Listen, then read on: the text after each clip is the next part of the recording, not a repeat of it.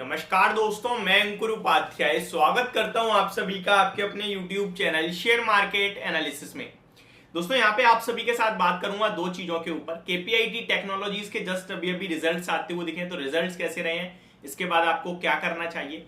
Second, Mankind pharma के IPO को लेकर काफी सारे कमेंट्स हैं। अब मुझे ये नहीं पता वो सेम पर्सन ही बार बार कमेंट कर रहे हैं या अलग अलग, क्योंकि मैंने इतना ध्यान नहीं दिया नाम पे।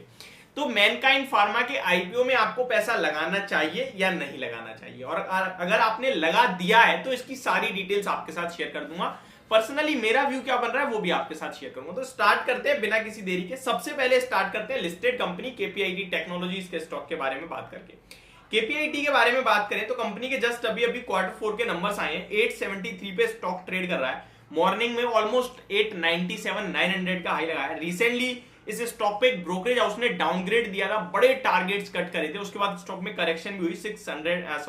770-60 तक इंट्राडे लो लगाया है स्टॉक ने, और उसके बाद रिवर्सल आया है। अभी ऑलमोस्ट 900 के पास आज हाई लगा के 873 पे करंटली ट्रेड कर रहा है। अब यहाँ पे सवाल ये उठता है कि क्या करना चाहिए। तो रिजल्ट्स मैं आप सभी के साथ डिस्कस कर देता हूं। पहले केपीआईटी टेक्नोलॉजीज ने ₹2.65 यानी ₹2.65 पर शेयर का डिविडेंड अनाउंस करा है। तो सबसे पहले तो डिविडेंड दिया है कंपनी ने, ये आपके साथ क्लियर कर दूं।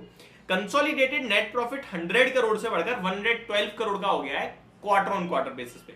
अगर रेवेन्यू की बात करें तो 917 करोड़ से बढ़कर 1017 करोड़ पे रेवेन्यू आया है क्वार्टर ऑन क्वार्टर बेसिस पे।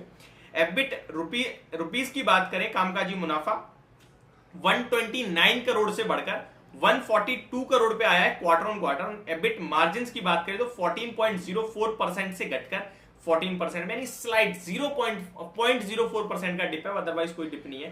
तो 14% पे मार्जिन आते हुए दिखे हैं।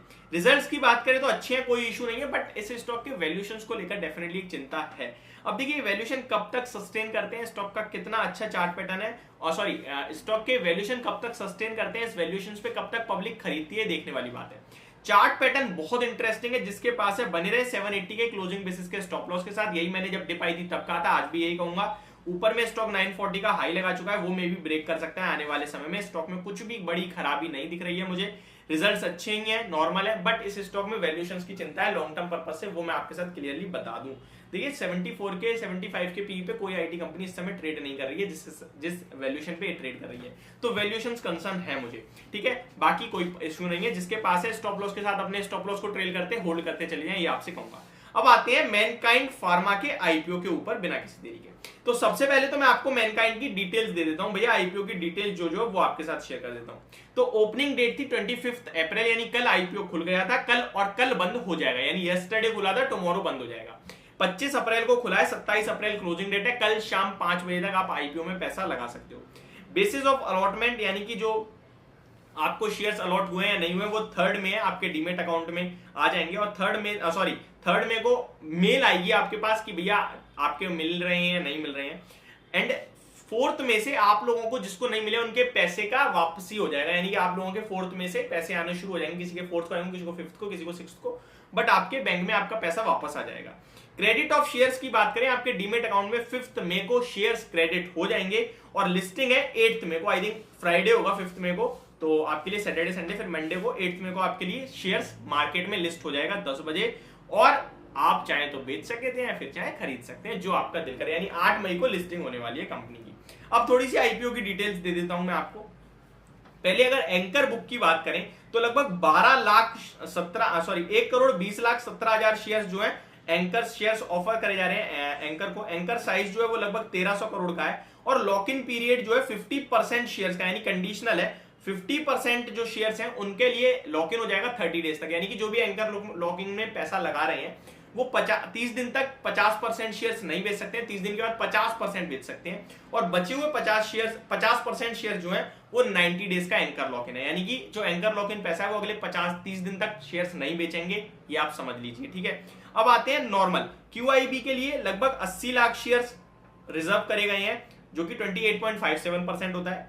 एनआईआई और एचएनआई शेयर, एचएनआई के माने यानी कि हाई नेटवर्थ इन्वेस्टर्स की बात करें तो ऑलमोस्ट 21.43% अलॉट करा गया है, जो कि 60 लाख होते हैं। एंड रिटेल इन्वेस्टर्स यानी कि हम जैसे लोगों के लिए लगभग 1,40,00,000 शेयर्स अलॉट करे गए हैं, जो कि 50% होता है। टोटल 28 लाख शेयर्स कहीं ना कहीं अलॉट करे गए हैं। ये पूरी की पूरी आपके लिए इशू है। इशू का प्राइस बताऊं तो 1026 से लेकर 1080 का प्राइस रखा गया है। आईपीओ का लॉट साइज 13 शेयर्स का है और ये टोटल अमाउंट जो इस आईपीओ से जुटाना चाहती है कंपनी वो लगभग 4300 करोड़ के समथिंग का है। अब आते हैं पैसा लगाएं या नहीं लगाएं। जिसने लगा दिया उनके लिए तो डिटेल दे दी। मुझे लगता है पैसा नहीं लगाना चाहिए। ऐसा नहीं है कि आईपीओ खराब है या कंपनी खराब है, ये इसलिए क्योंकि मार्केट इस समय इतना कुछ खास नहीं। हो सकता है आपको लिस्टिंग के बाद और डिप मिले तो ले सकते हैं, और लिस्टिंग के बाद तेजी भी आ जाए तो फिर आने वाले समय में आपको डेफिनेटली डिप्स मिलेंगी, क्योंकि कंपनी हमेशा आईपीओ तब लाती है जब कंपनी को लगता है इस समय मार्केट में सबसे अच्छी वैल्यू अपने शेयर्स बेचने का। कोई नहीं चाहता उसका पैसा छूटे। मुझे लगता है आईपीओ का मे बी ये 1080 वाला 1150-1200 हो जाए, वहां पे आपको मिलने के चांसेस भी कम हो जाएंगे, क्योंकि 22-23% ऑलरेडी फिल हुआ है।